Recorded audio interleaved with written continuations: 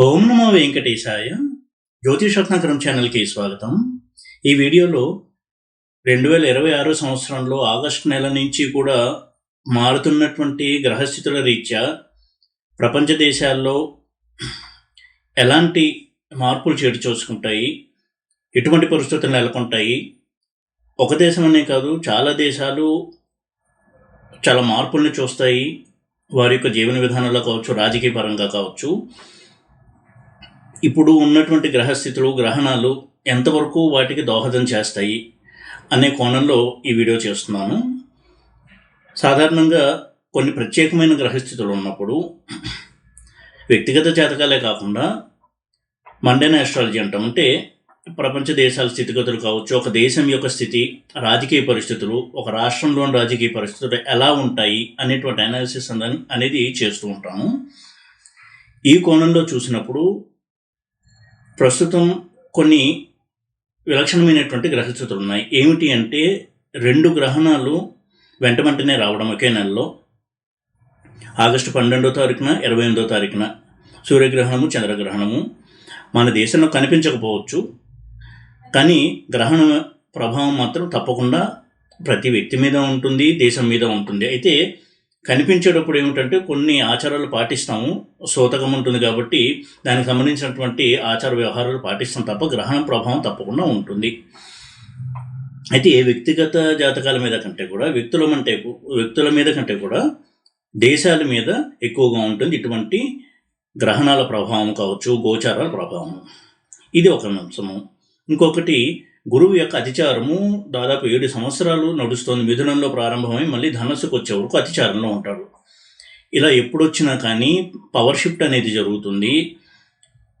ప్రపంచ దేశాల్లో చాలా అగ్రరాజ్యాలుగా ఉన్నవి కూడా పతనావస్థను చూడాల్సి వస్తుంది, కొంత తిరోగమనాన్ని చూస్తాయి. అలాగే ఎవరైతే దేశంలో చాలా పవర్ఫుల్గా ఉన్నటువంటి నాయకులు ఉంటారో వారికి కూడా ఎదురు దెబ్బలు అనేవి తగులుతాయి. ప్రతి స్థాయిలో కూడా ఇటువంటి కొన్ని పరిణామాలు ఉంటాయి. దీనికి ఉదాహరణగా ఏం చెప్తారంటే, కురుక్షేత్ర యుద్ధ సమయంలో ఇటువంటి అతిచారం జరగడం వల్ల, గురువు యొక్క అతిచారము, యుధిష్ఠిరుడు పదవిని కోల్పోయి ధర్మరాజు పదవిని అధిష్ఠించాడు. అంటే కృష్ణ పరమాత్మ వీరు శరణు వేరారు అనేది పక్కన పెడితే, లౌకిక దృష్టితో చూసినప్పుడు అన్ని రకాలుగా కౌరవ సేన చాలా బలంగా ఉన్నటువంటి సేన. అటువంటి దుర్యోధనుడు కూడా పవర్ని కోల్పోయాడు, యుధిష్ఠిరుడు పవర్లోకి రావడం జరిగింది. ఇదొక ఎగ్జాంపుల్గా చెప్తూ ఉంటారు. అలాగే ఇటువంటి విలక్షణమైనటువంటి అతిచారం వచ్చినప్పుడు గురువుది ప్రపంచ దేశాల్లో చాలా మార్పులు చోటు చేసుకుంటాయి, ప్రతి దేశంలో మార్పులు చోటు చేసుకుంటాయి, రాష్ట్రం లెవెల్లో కూడా కొంతవరకు అలజడి ఉంటుంది. అలాగే శని మీనరాశిలో వక్రించడము గురువు యొక్క ఇంట్లోనే. కర్కాటకంలో ప్రస్తుతం గురువు అతిచారంలో ఉన్నాడు. కర్కాటకంలో ఉండి వక్రించిన శనిని చూస్తూ ఉంటాడు, మీనంలో తన స్వక్షేత్రంలో ఉన్నటువంటి శనిని. కాబట్టి శని తీసుకురాబోయే మార్పులకి గురువు యొక్క ఆమోద ముద్ర ఉంది అని అర్థం చేసుకోవాలి. ఇక దీనివల్ల కొన్ని చాలా స్పష్టమైనటువంటి మార్పులు నేను చూడబోతున్నాం అంటే, మన పొరుగు దేశమైనటువంటి పాకిస్తాన్ ఏదైతే ఉందో దానికి చాలా పెద్ద దెబ్బలు తగలబోతున్నాయి. ఇక నుంచి ఒక 2-3 సంవత్సరాల వరకు. ఆ దేశం యొక్క జాతకం చూసినప్పుడు కూడా కుజమహాదశ నడుస్తోంది. ప్రస్తుతం రాహు అంతర్దశ, మేషలగ్న జాతకము. కాబట్టి దశ, అంతర్దశ, అలాగే గోచారం ఇవన్నీ పరిగణలోకి తీసుకున్నప్పుడు అధికారంలో ఉన్నటువంటి నాయకులకి చాలా తలనొప్పి వ్యవహారాలు ఉంటాయి, ప్రజల్లో ఉద్యమాలు, అలాగే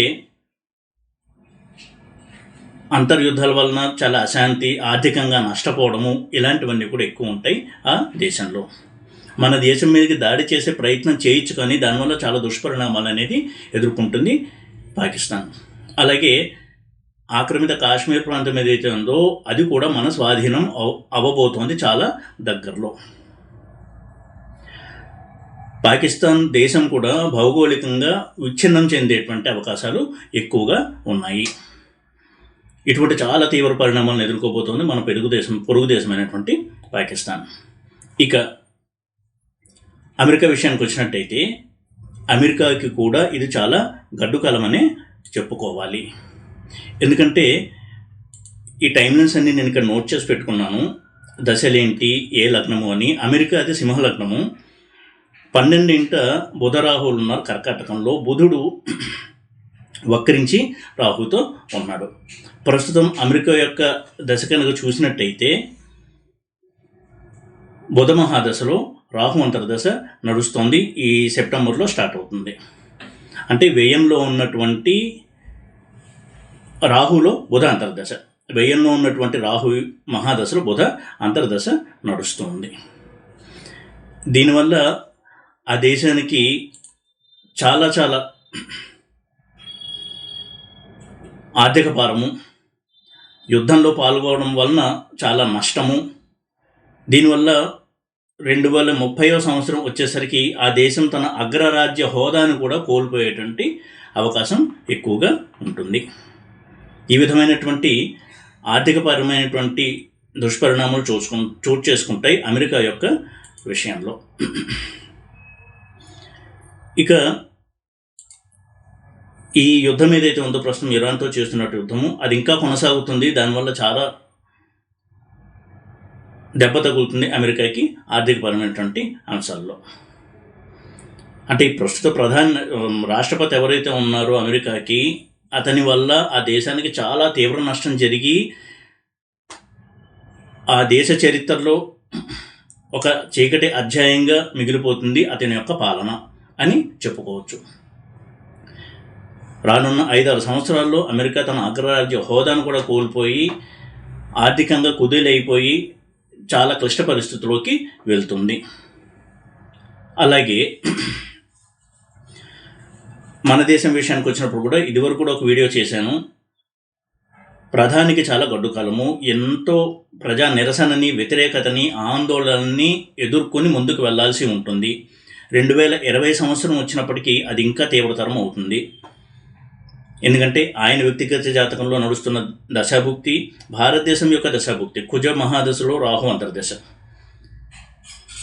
అంటే పబ్లిక్లో యాజిటేషను, ఆందోళనలు, వ్యతిరేకత ఇవన్నీ నిరంతరం జరుగుతూ ఉంటాయి. దానికి తోడు 2 గ్రహణాలు ఏర్పడము ఆగస్టు నెలలో. ఈ ఆగస్టు నెల తర్వాత జరగబోయే పరిణామాలకి ఒక ఫౌండేషన్గా ఉంటుంది, ఒక ట్రిగర్ పాయింట్గా ఉంటుంది ఈ గ్రహణాలు సంభవించినటువంటి ఆగస్టు నెల. అందులోనూ కుజుడు మిథున రాశిలోకి ప్రవేశం చేశాడు ఆగస్టు 2వ తారీఖు. అలా ప్రవేశం చేసినటువంటి కుజుడు ఎప్పుడైతే రాహు యొక్క నక్షత్రం ఆరుద్రలో సంచారం చేస్తూ ఉంటాడో అప్పుడు కూడా ప్రపంచ దేశాల్లో కొంత అశాంతి అనేది నెలకొంటుంది. ఈ విధమైనటువంటి అగ్రెసివ్ రిజల్ట్స్ అనేవి ఉంటాయి. ఇక మన రాష్ట్రం విషయానికి వచ్చినట్టయితే ముఖ్యమంత్రి గారు ప్రమాణ స్వీకారం చేసిన ముహూర్తాన్ని ఆధారంగా కనుక చేసుకున్నట్టయితే ఆయన వ్యక్తిగత జాతకాన్ని కొంత పక్కన పెట్టి సింహ లగ్నంలో చంద్రుడు ఉండగా ప్రమాణ స్వీకారం చేశారు 2024లో. దాని ప్రకారం చూసినట్టయితే ఇప్పుడు నడుస్తున్న దశ కేతు మహాదశ, అందులో శని అంతర్దశలో ఉన్నారు. తర్వాత బుధ అంతర్దశ, ఆ తర్వాత మళ్ళీ శుక్ర అంతర్దశ వస్తుంది 2028 ఏప్రిల్ ఆ టైంకి. అయితే ఎప్పుడైతే ఇలాగా కేతు మహాదశ నడుస్తోందో, కేతువు లగ్నం నుంచి 2వ ఇంట్లో ఉండడం ఆ ముహూర్తం సమయానికి, అదేవిధంగా శని యొక్క అంతర్దశ, తర్వాత బుధ అంతర్దశ. బుధుడు మార్కడుగా ఉంటాడు ఆ లగ్నానికి, శని కూడా షష్టాధిపతి. లగ్నంలో చంద్రుడు ఉండడము, వ్యయాధిపతి అయిన చంద్రుడు లగ్నంలో ఉండడము, అలాగే చంద్రుడు దారకారకుడు. దీనివలన కొంతవరకు 2027 గడిచే కొద్దీ కొంత అనారోగ్య కారణాల వల్ల ఆయన ఇబ్బందికి గురయ్యి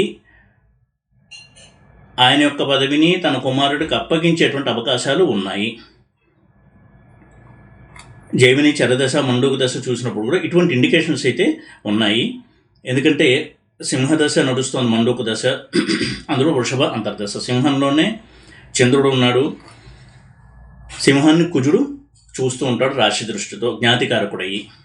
అలాగే అష్టమంలో రాహు ఉన్నాడు.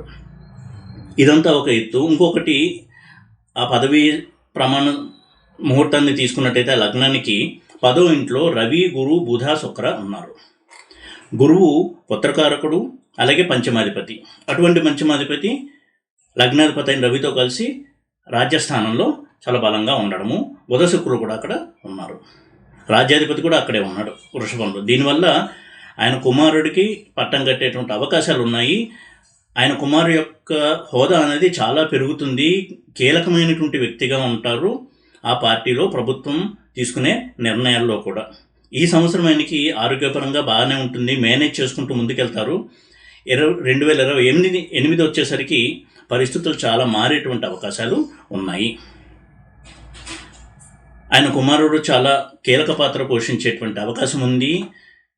ముఖ్యమంత్రి పదవిని కూడా అధిరోహించేటువంటి అవకాశాలు ఉన్నాయి.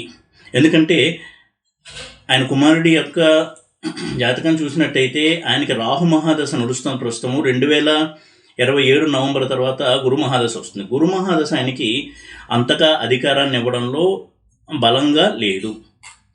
కానీ రాహువు ఆయన మిథున లగ్నంగా తీసుకున్నాడు, లగ్నంలో ఉచ్చలో ఉన్నాడు.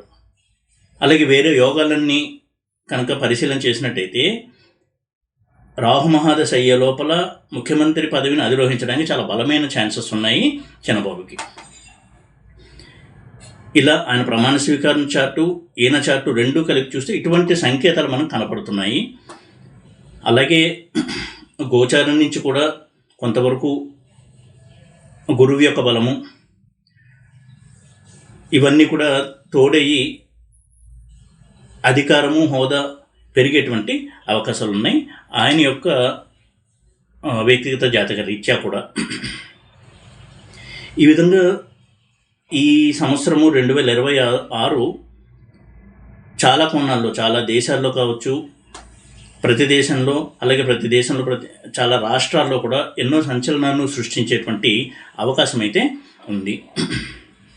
ఇది ఆస్ట్రాలజీ పరంగా కొంత విశ్లేషణగానే తీసుకోవాలి, అంతే తప్ప ఏదో ఒక పార్టీకో ఒక వ్యక్తికో సమర్థన ఇస్తూ చేస్తున్నటువంటి వీడియోగా మాత్రం దయచేసి తీసుకోవద్దు. ఎందుకంటే ఇలాగా గురువు అతిచారంలో ఇన్ని సంవత్సరాలు ఉండడము, శని కూడా రాశి మార్పు చెందుతూ ఉండడం, వచ్చే సంవత్సరం 2027లో మేషరాశిలోకి వస్తారు నీచ స్థానంలోకి. అలాగే రాహుకేతువులు ఈ నెల నవంబర్లో మారుతున్నారు, ట్రూ రాహు, ట్రూ కేతు. ఇన్ని మార్పులు జరుగుతున్నాయి కాబట్టి చాలా విలక్షణమైనటువంటి సంవత్సరంగా తీసుకోవాలి 2026ని. అందులోనూ ఆగస్టు అనేది వాటికి బీజం వేసేటువంటి మాసంగా తీసుకోవచ్చు. ఈ వీడియో కనుక మీకు నచ్చినట్టయితే లైక్ చేసి, షేర్ చేసి, సబ్స్క్రైబ్ చేయండి. ఓం నమో వెంకటేశాయ.